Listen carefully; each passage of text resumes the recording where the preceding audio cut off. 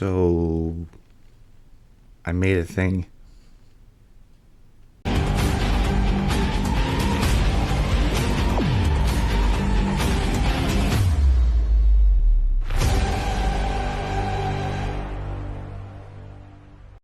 Trench Crusade is an alternate history World War I skirmish game where the Crusaders of the 13th century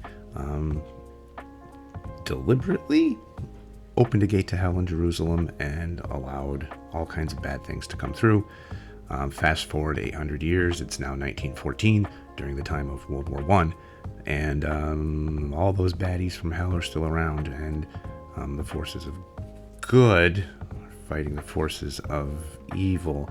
It's a very, very, very GrimDark setting. It almost kind of redefines the genre, and it seems to be pretty exciting. It's going to be a very popular game when it releases fully this coming June. As of right now, you can download a starter set of rules and also a playtest set of rules.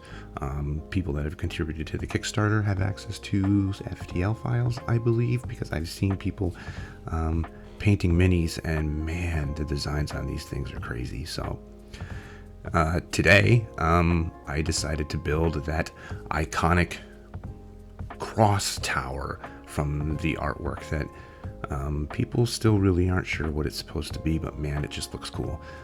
So I decided to build one and make it playable terrain for my game. Alright, so I've made my markings for the cross. I'm just gonna cut it out with my hot wire cutter. I decided to go big ahead of time because I knew I wanted this to be playable terrain. So it's kind of large. And now just bits of styrofoam, just trying to fit it together in an interesting way on a hill, kind of like in the art that I'm trying to, that was my inspiration for this. And then just shaping the terrain a little bit. Hot glue to put everything together. Pretty standard operation here. And then for the cross itself, I knew I was going to need a little bit of extra, so I took some chopsticks, cut them at an angle, just jammed them in there. And then I jammed them in at an angle, not by design, quite by accident. So when pushing it into the terrain piece, it was a bit difficult. So I used some air dry clay to kind of fill in the gaps. Sculpt the mold comes next, and this is my own blend. I used egg cartons that I mulched up in a blender, a little bit of quick plaster and water, and it works pretty well. I did not thoroughly blend the egg cartons. I left it a little bit chunky, and that gave me some interesting terrain, like bumps and things, rather than making it entirely smooth. There was a section of the terrain here that was just straight up and down, completely vertical. So I'm just making a couple of wooden walls to put up against it to, in the same way that I did for the trench wall build. Link up there. These are quick and easy, just some balsa wood uprights and coffee stirrers for the horizontal planks. And now I'm cutting pieces to make those Slavic style crosses that we see in the concept art. The crosses that have the kind of roof over the top of them. I made 6 of these. Didn't really have much of a plan, just kind of flying by the seat of my pants, and had a difficult time gluing down the angled, roof bits. And I did. I made 6 and got them glued down onto the terrain bit. And at some point during the build, I knocked one off and lost it, and it just vanished. So there's only 5 on the finished piece. These are the smallest size balsa pieces that I've got, and they kind of worked out.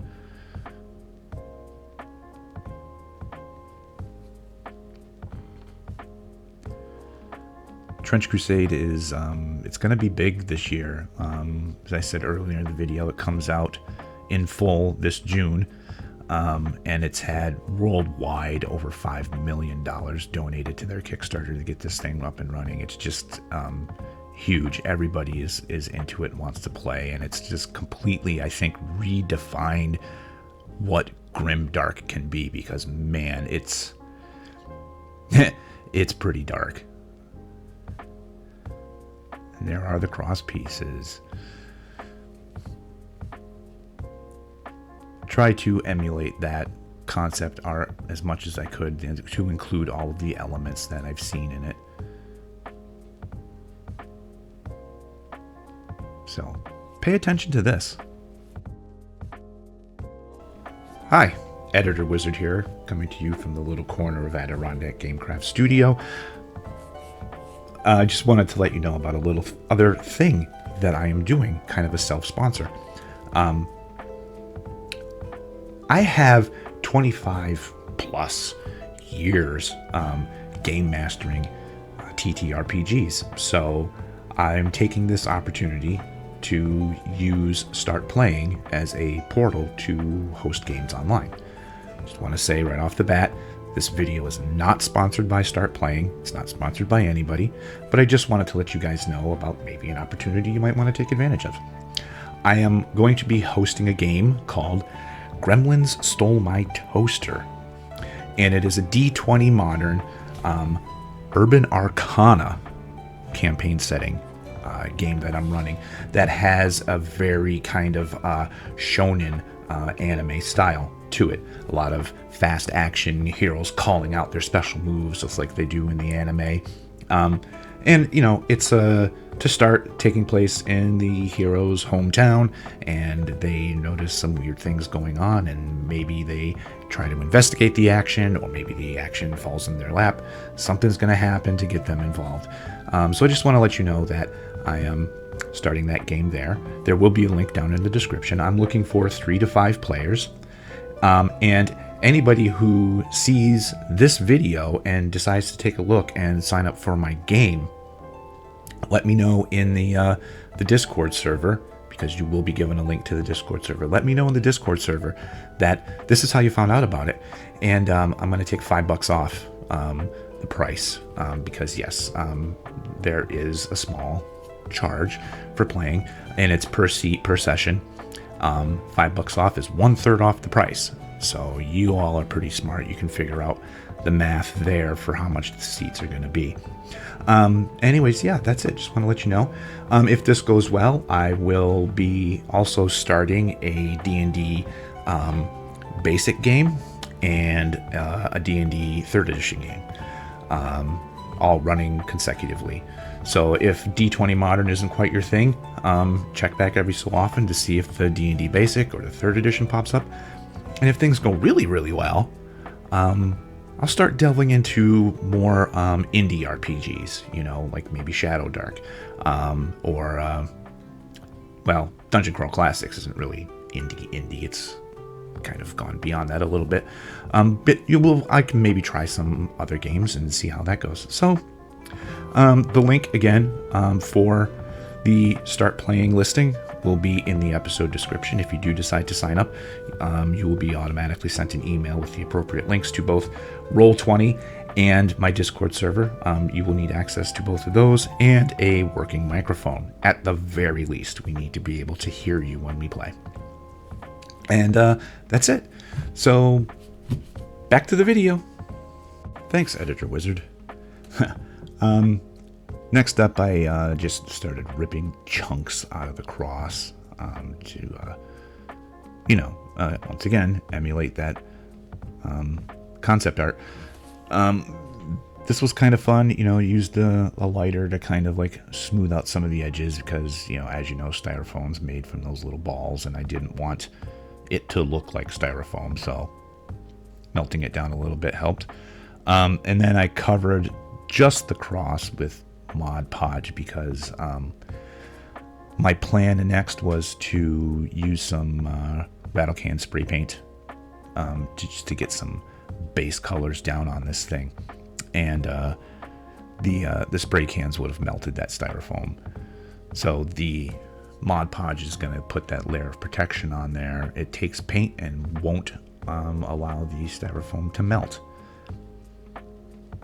Later on, talking about those places where I ripped chunks out of the cross, I did take an old guitar string and cut tiny pieces and bent them a little bit and jammed them into those busted up spots, and painted them with a rust color to look like, broken rebar. Okay, this part here is a bit of an experiment. This muddy mixture is old coffee grounds, used coffee grounds that I baked in the oven to dry out, and then threw in some dark brown paint, mixed them up. This was just an experiment I was going to try to make, some texture paste. I'm not sure how it's going to work. It did dry, and it dried hard, which is good, but I think I put not enough paint in there, because when it dried, it cracked like an old dried up riverbed, which was a nice effect, but I didn't really want that for this. So live and learn, and we'll find out in a year or so, whether this stuff starts to stink and rot. But like I said, it was an experiment, and the experiment's ongoing to see whether it lasts. So I'm just spreading it around with my fingers, trying to just get an even coat of this stuff.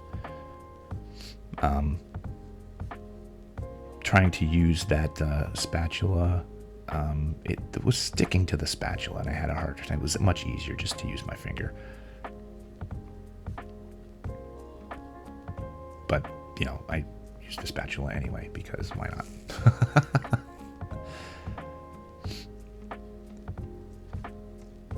This was a tough build for me, because even though I knew what I wanted it to look like in the end, all of the process here with it not looking, the ugly stage was so long, I started to get discouraged, and it was hard to remind myself that I needed to trust the process, because it was one of the big things about hobby crafting, or even just artwork in general. It's to trust your process. So yeah, the ugly stage here lasted a long time. I think when I finally was able to get the coats of the spray paint on and block in the colors, that's when I really started to see it come into life, coming into shape.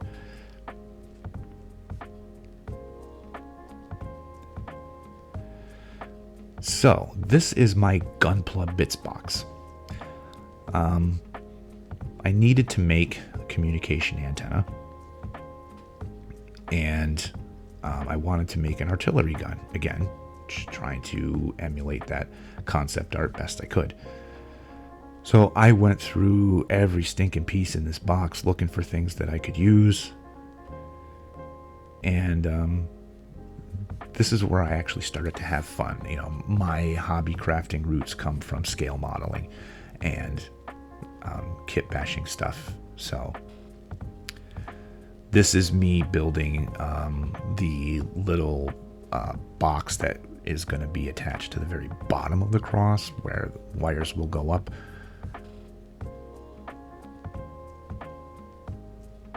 This is part of a backpack from a Zaku, if that means anything to anyone, and I used some of the tubing off the Zaku just to run loops through the sides. And for the wires on the cross, I used, again, an old guitar string and a plastic coated wire that I had lying around. And that's it, man. That's the community. It's 3 pieces. So this is that piece there with a bit of guitar string, and then another small bit that I had to act as sort of like a junction box, about midway up the cross. Glued those on.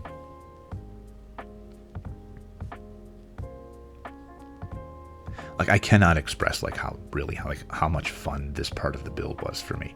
Doing this, and later on you'll see putting together the artillery gun. I was, really having a lot of fun with this part. And the antennas that I used, the central antenna is the spear that comes with this the model of the Mandalorian that I built, and the other bits were extra bits from an X-Wing model kit. Because I do build Gunpla and I build Star Wars model kits. I love doing it. And this is just me figuring out how I'm going to bend these wires to get them into place and make them look interesting.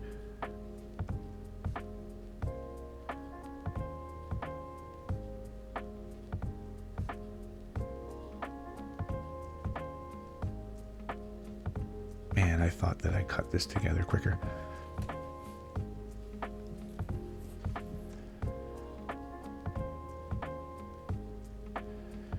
Keen-eyed viewers will see that I added stuff to the coffee ground texture paste, though that is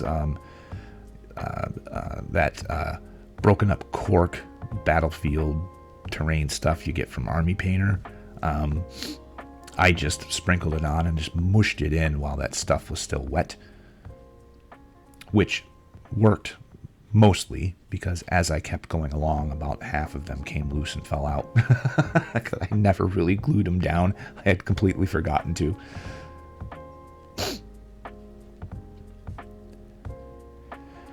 Yep, so I'm just bending these things into place. I did, use my my pin vise to drill holes in the plastic bits so that I could fit the wires into them, and I think in the end it came out pretty good.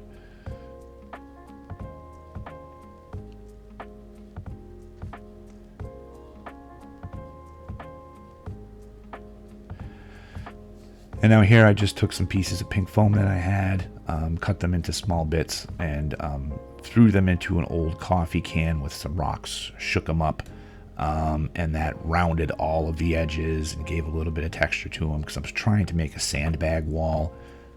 In the end, it didn't look like a sandbag wall and it didn't look like a stone wall, but it is what it is.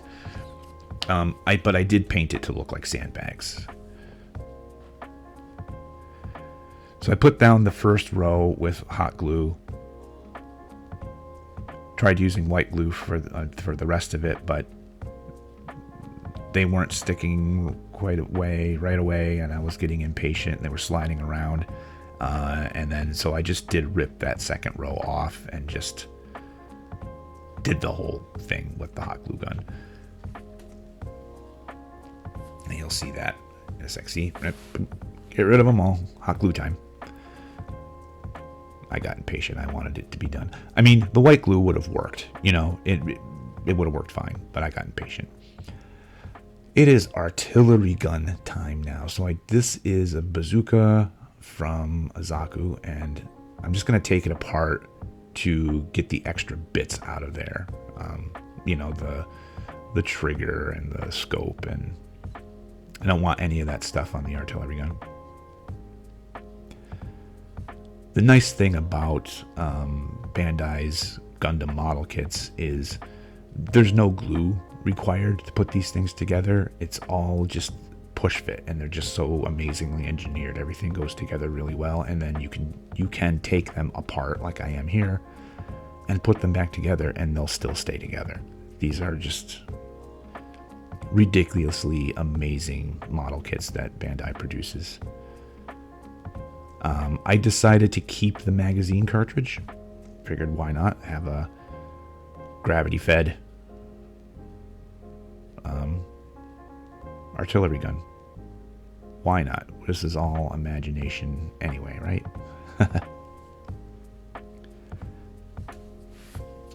So finding all of the pieces that I needed to make this artillery gun was pretty fun, because all the bits I needed out of that big bits box, they all just kind of popped out.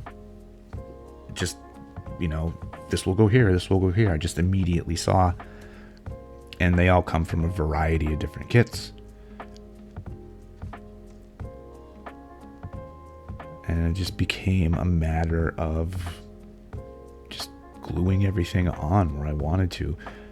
That Tamiya ultra thin cement is just amazing stuff when you're working with scale models.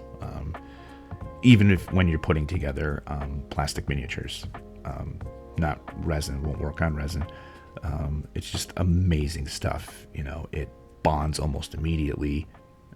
It's great. I love it. And you hold it down for a few seconds and boom, bond, plastic melted, everything stuck together. It's just great. So the bottom here, just gluing some doodads and greeblies on wherever I can, just to make it look less like the original piece.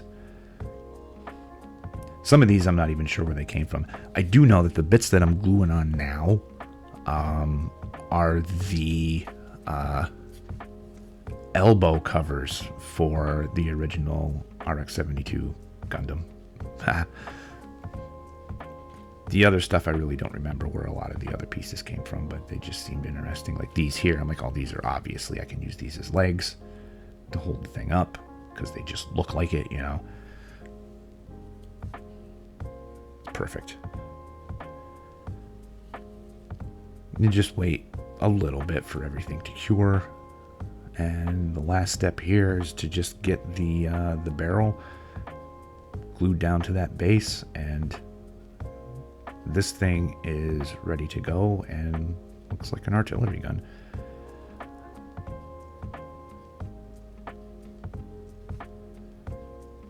Shabam. Awesome. Painting this thing was another exercise in trusting the process.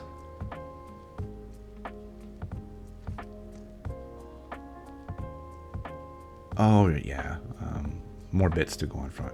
But, like I said, painting this thing up was another exercise in trusting the process. I sprayed it with a black primer, and then it gave it a coat of some olive drab, and I figured I would just weather it in a traditional way. But then I saw a video from Tabletop Minions about how he grimdarked up and rusted out a miniature.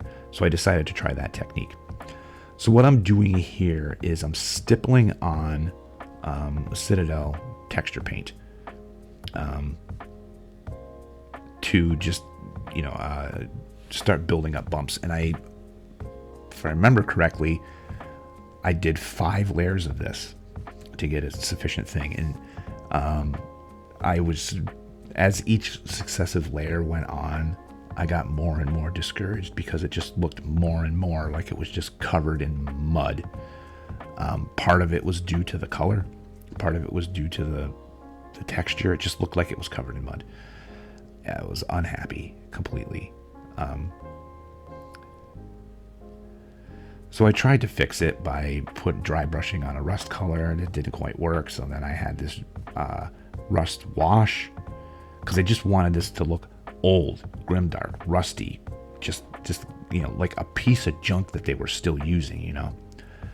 The rust wash started to make me feel a little bit better about what I was doing here, but I knew there was one more step to go to make this look the way I wanted it to look, to give it that rusty out, grimdarky thing that I was going for. And again, man, it's trust in the process. If that's, trusting the process is something you got to keep telling yourself. So this is me using Tamiya gray metal, and I'm just dry brushing it on over the top of it. I didn't dry brush it on the entire thing, just the top. And that gave it that exact look I was looking for. Time to weather the cross. I'm just dabbing on different colors of darker paints to just make this look old and dirty.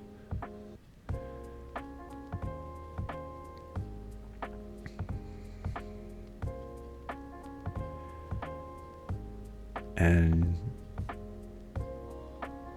trying to uniformly cover the base here, because the brown paint I sprayed on the bottom took to the sculpt mold and the coffee texture differently. So I wanted to unify the colors between the two spots. So I mixed up a brown paint that mostly matched where the coffee texture was.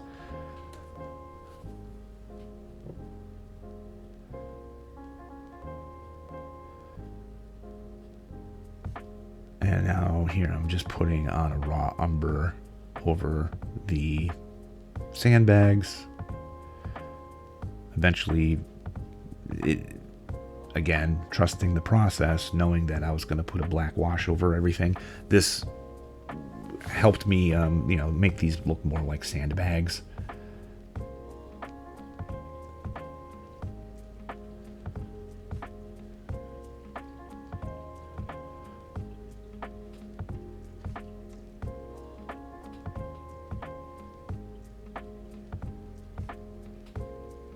And now a burnt umber dry brush over the entire base to bring out that texture.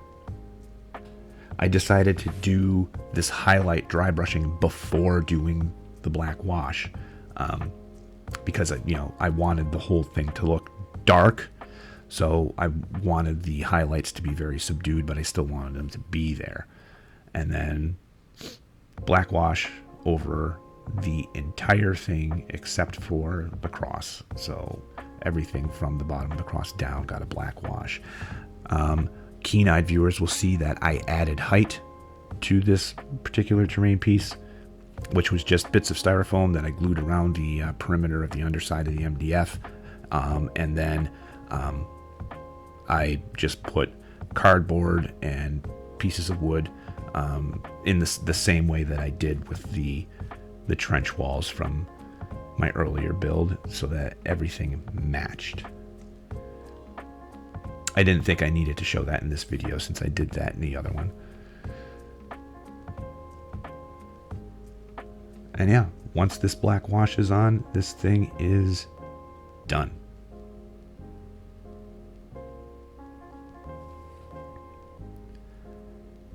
So cool, man. I hope that you enjoyed watching that. As always, my voiceovers are kind of meh. And there are certain steps of the process I either deliberately left out or forgot to record, because I was actually having more fun doing the build, and at certain points forgot that I was even supposed to be making a video about this, which is kind of the point. I mean, if you're having fun doing your builds, that's the point of it all, right? I mean, that's half of this whole hobby, is making this stuff and having fun doing that, and then taking it all and having fun playing the game. It's two halves to the hobby that I enjoy both, and sometimes I enjoy the build more than I do playing the game. And this was one build that I was excited about from the very beginning and just ran with it. And parts of it I was more excited about, others, like kit bashing that artillery gun together. I loved doing that. That was a lot of fun for me, and everything else. So I hope you liked this. And just so you know, I am going to be switching my posting schedule from Tuesdays to Fridays. So in a few days later this week, there will be a short video to switch my schedule to Fridays, and I hope you come back for that. And have a great day, everyone, and enjoy some glamour shots of this large and fun build. Thanks for watching, everyone.